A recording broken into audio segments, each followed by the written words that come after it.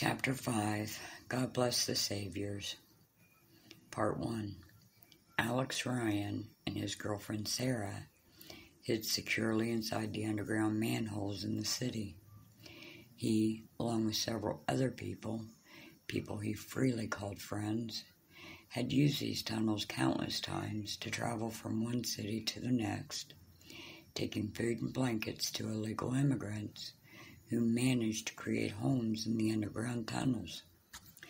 He and a few other secret saviors hung lighting powered by oil all along the tunnel ceiling throughout the city. The immigrants had just about everything they needed to survive, food, medications being the main things Alex and his friends collected to bring down. There were elderly people here, children, babies, and of course any generation in between. The immigrants didn't care about roughing it. They just wanted to be free. These underground tunnels with no windows, no fresh air, no electric, made them feel they were free. Anything, they truly believed, was better than where they came from.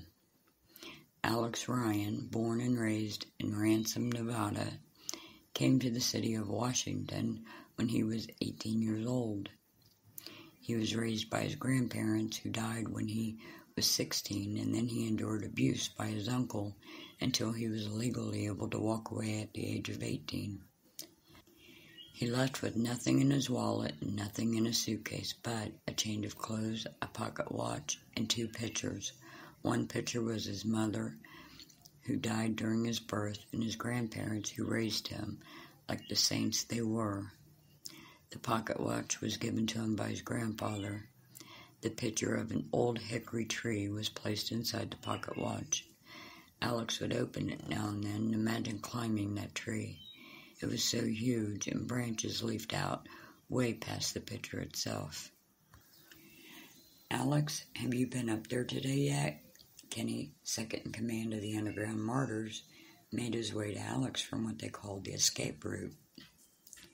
Alex looked up from a small table covered in wires, batteries, and duct tape, where he was working to create flashlights for the immigrants and themselves. "No, not yet. I'm waiting for darkness to fall.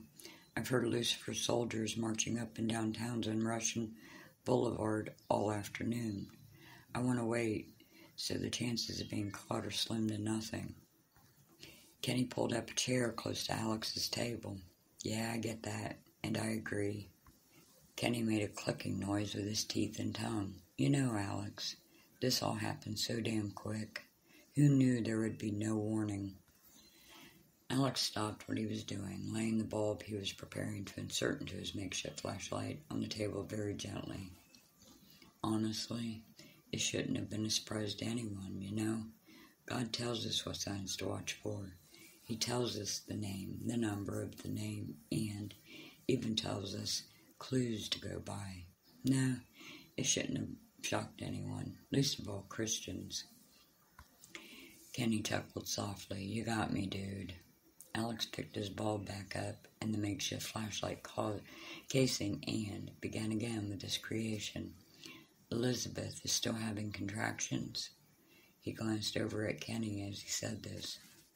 Kenny nodded. "Yep, she says it doesn't hurt as bad as it should, so she's pretty sure it'll be a while." Alex smiled. "You'll have a mini Kenny before long, brother."